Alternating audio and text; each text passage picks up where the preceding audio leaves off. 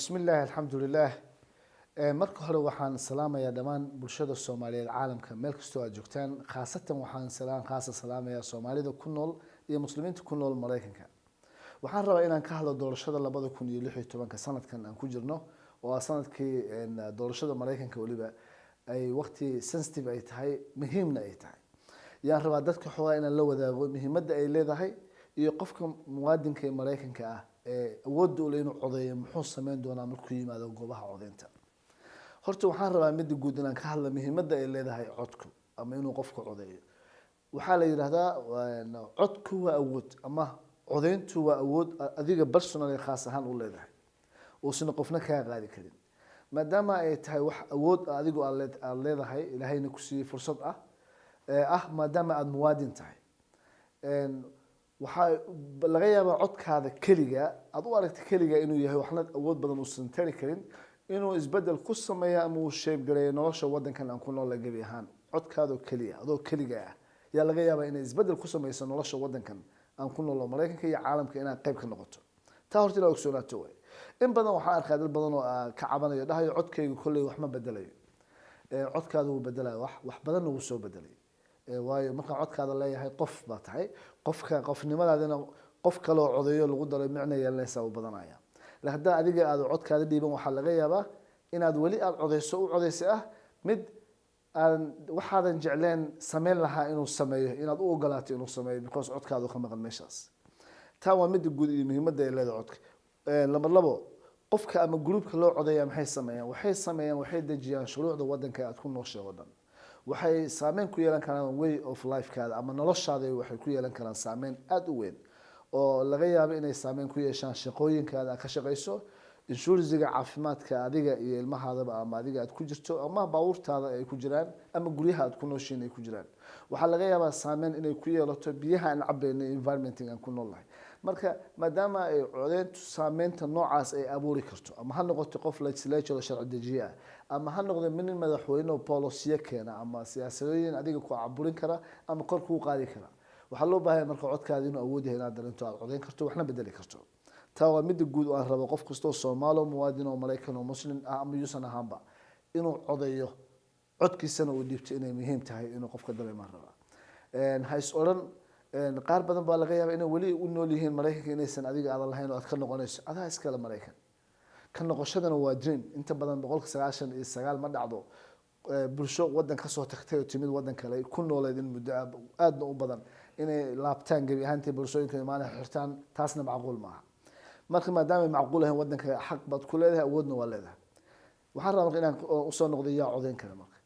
waxa codeyn kara muwaadinka Mareykanka 18 sano gaaray maalinka codeynta waa muwaadin Mareykan oo dhalashada wadanka qaatay oo 18 jir ama ka weyn ama maalinka doorashada 18 noqday ama ka weyn da ahaan laakiin 18 wadanka muwaadin ah oo qaatay dhalashada wadankan ama ku dhashay wax fulani ama dambi ah aan lahayn example kale state keena Minnesota hadaa 20 maalmood kaliya aad degan tahay xaq baad u leedahay inaad codeyso waa codeyn kartaa muhiimadda ma aha inaad sanad soo deganayd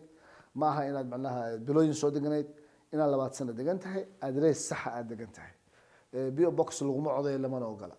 laakiin address inaad degan tahay ciwaan inaad leedahay dib ma laha inaad qof la degan tahay ma khasab ma waa la deganaan kartaa laakiin inaad ciwaan leedahay waa muhiim maxaa laga baahay inaad markaad codeynayso inaad sameyso koow inaad isdiiwaan geliso oo sameyso wax la dhaho voter registration inaad buuxiso kaarka la dhaho voter registration waxa hadda ku ekaa weekend Minnesota oo kale laakiin oo 20 bisha maanta ku eegyahay waayo waxa ka dhiman 12 casho doorashadii 12 casho ka hor marka hadda maanta ama bari isdiiwaan geliso oo kale waxa laga yaabaa inuu ka soo daaho kaarkii lagu soo dari lahaa ku sheegi lahaa goobta ka codeyn lahayd marka way wanaagsan tahay inaad horay isku diiwaan geliso maanta maalmahan soo socdo kulli wuu dhamaanaya laakiin haddii dhici weydo marka inaad horay isku diiwaan gelin maxaa sameyn kartaa in Minnesota oo kale ama state ka aan ku noolahay Minnesota waxaan fursad u leenahay state badan oo kamid ah Mareykanka wax la dhaho same day for registration aad sameyn karto adoo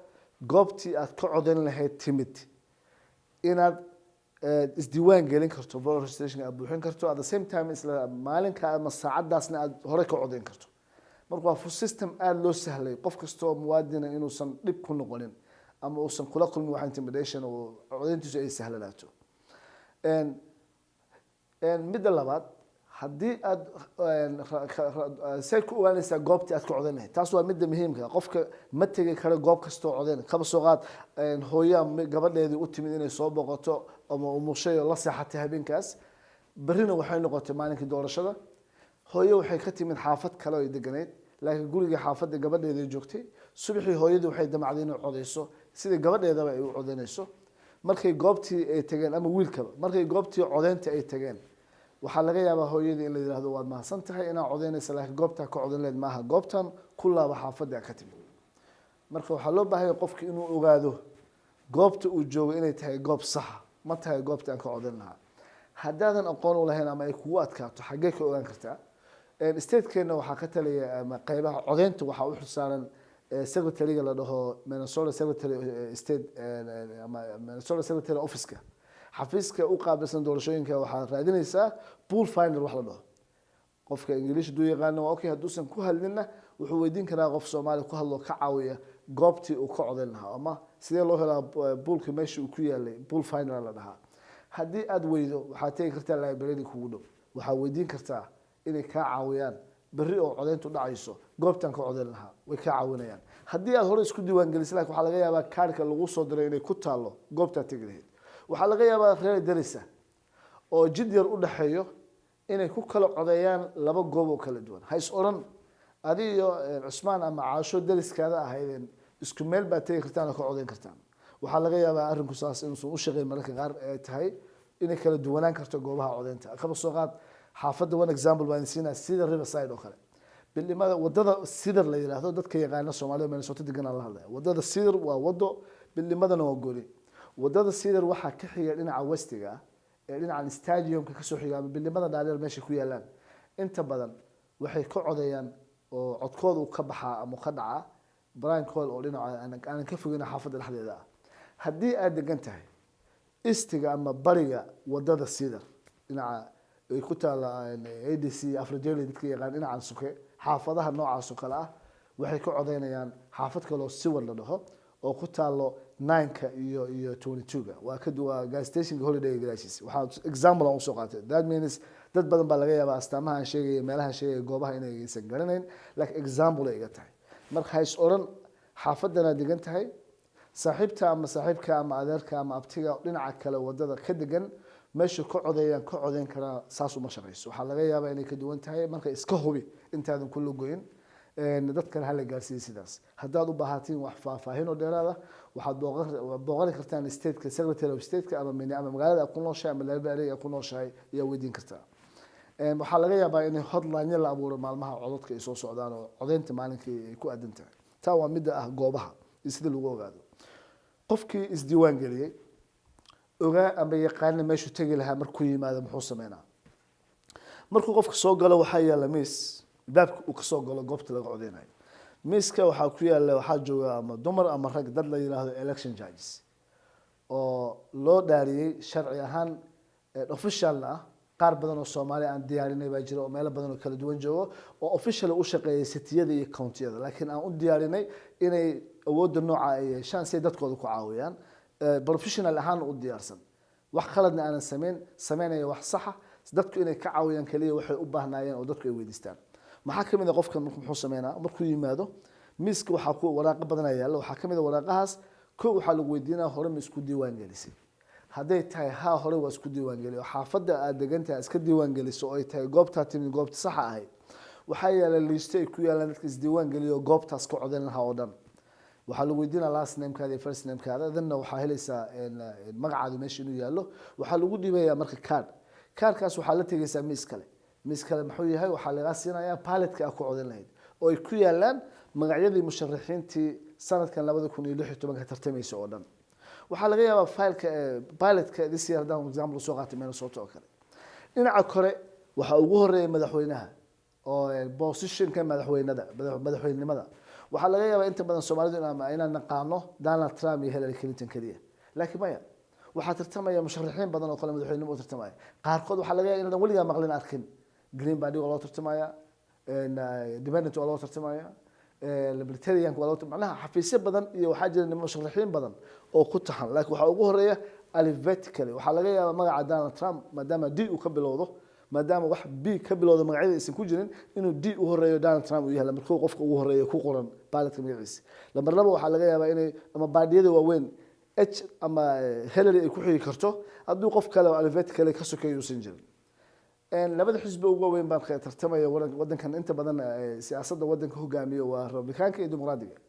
marka taas insha Allah aad ku arki doontaan waxa uu horeeyaa xafiiska madaxweynenimada waxa ku xiga xafiiska congressional seatska hadii aad Minnesota diganta oo kale hadii kale senatorialka ku xiga oo ah senadka hadii sanad laga tartan ku jiraan state markaas sanad tartan ku jiraan badana midterm election hada lagu ma jiro state badan baa laga yaabaa inaysan lahayn laakiin state badan waa leeyihiin sida Arizona oo kale sida maxaan ku dhahaa state badan baa leh hadda sanadkooda miiska saaran yahay qaarkood laakiin inta badan waa congressionalka state Kenya yaa way sideed congresska state Minnesota u matasho federaalka sideedooduba waxay ku yaalaan baaladka dhisir hadaa degantahay register waxa laga yaabaa inaad ku aragto Tim Walz oo xaafadihiina laga soo doortay magaalooyinkeena hadaa Minneapolis degantahay waxa laga yaabaa Brooklyn Park iyo xaafadahan ku hareeraysan magaalada ina Keith Ellison ku aragtaan magaciisa marka ma aha doorashada marka u timaado kaliya inaad Hillary Clinton iyo Donald Trump raadinaysay laakiin muhiimadda waxa weeyaan xafiis kasta oo ku yaala miiska baaladka in badan oo kamid ah life-kaada saameyn bay ku yeelanayaan waana muhiim in codkaada ku dhibato codka si loogu dhibayo lama xariiqayo check lama siinayo laakiin waxa jira box oo open ah oo furan ama god yar oo furan oo loo baahay qalinka marka lagu dhibo astaan baa ku taala meesha u sameyn lahayd inaad buuxiso ama mark gareysay ilaa ka madoobaata goobtaas idan marka qofka dooran lahayd aad doorato one example city of Minneapolis oo kale waxa laga yaabaa dhinaca midigta inaad ku aragtaan referendum wax la dhaho oo ah amendments laga codsanayo constitutionka laga codsanayo ama statekeena magaalada Minneapolis oo kale dadka shacabkeeda laga codsanayo inay u codayaan city of Minneapolis schooladeeda wax la dhaho strong city strong schools ina qofku uu raali ka yahay taxationka dadka ay baxshaan Minneapolis degan in lagu caawiyo iskuulada Minneapolis yes or no check-gareey arka dhinaca midigta ku taala wax ka tagin waa muhiim akhri haddaad akhrina qoran waxa joogto meesha turjumaya luqada ku hadla weydiiso in lagu turjumo waa lagu akhrina laakiin ha ka tagin waa muhiim marka dhamaysato baaladka oo aad buuxiso qofka aad rabtay aad doorato hadduu qofka example uusan macnaha uu yaqaan sign language oo ama indhaha uusan wax ka arkin ama dhagaha uusan wax ka maqlin way iyo waxa jira system la maro qofka kaba soo qaad indhaha wax ka arkin waxa jira qalab dhagaha la gashto oo u sheegaya wixii meesha ku qoraadan kadibna uu kala garanayo meel loogu talagalay sign language inuu ka sameeyo hadduusan qofka awood u lahayn qof caawiya joogo caawin kara inta qofka markuu dhameysto uu yimaado goobtii hadduusan hore isku diiwaan gelina uu isdiiwaan geliyo markuu qofka isdiiwaan gasho registrationka uu sameeyo hadduusan hore isku diiwaan gelin waxa la siinayaa baaladki kadibna uu codeena ma cusla waa fududahay dan maxaa markaa baaladkaada qaadato waxa buuxiso waa private kadibna waxa la tagaysaa boxka machine-ko lagu shubi lahaa machine-ka marka ay istaagto aad geliso waraaqda baaladkaadi waxay ku sheegaysaa markii inay gudubtay inaysan gudbin haddaysan gudbin wuu soo celinaya wali waxba ka hadlaysan loo baahay inaad samayso hadday gudubtana ku dhamaatay then good to go waa codeysay gurigeeda aadi kartaa waa celebrate garin kartaa oo alxamdulillah muwaadin codkiisa dhibtay baa tahay oo ka qayb qaata nolosha wadankan inuu qayb ka ahaado iyo isbeddelkeeda qayb ka ah marka maxaan u sheegayaa waxaan oo dhan aan maanta aan waqtigii u soo huray shaqo ma aha life-kayga ma aha laakiin waxaan u sheegayaa inaan ahay muwaadin Mareykan concern qaba aaminsan concern-keena inaan uga bixi karno inaan codkeena dhiibano codkeena inuu awood yahay inaan muujino waxaan u mahad celinayaa bahda TV-yada khaasatan bahda University TV oo runtii barnaamijka waqti badan gelisay inay ma aha kaliya anigoo educational ka hadlayo iyo wacyigelin iyo aqoontan waliba ay waqti badan gelisay bulshooyinka noocyada kala duwan inay xiriir la yeelato ee ka abuurto in codkeena sanadkan aan loo kala harin waxaan leeyahay mahadsantihiin wixii su'aalo iyo ku saabsan arrimahaas oo dhan waxa laga yaabaa maalmo ka hor electionka inaan live u nimaadno insha Allah si aad waxyaabaha qaar kood su'aal aad nagu weydiisaan oo jawaab idinka siina inagoo goobta fadhina marka aad baad mahadsantihiin wassalaamu calaykum waraxmatullaahi wabarakaatuh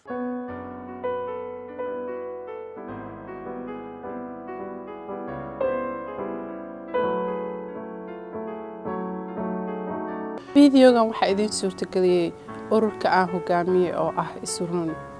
Isrun saa ogtiin waxay ka shaqeysaa xuquuqda dadweynaha especially xuquuqda haweenka caafimaadkooda dhaqaalahooda iyo community-ga ay la nool yihiin waxaa idin rajeynayaa in noqono dad isku duuban codkooda bixiyo caafimaadkooda iyo risqooda iyo ilmahooda waxbarashadoodana hore u socodsiiyo soo dhawaada volunteer nala soo noqda na soo visit gareeya wasalaamu calaykum waraxmatullaahi wabarakaatu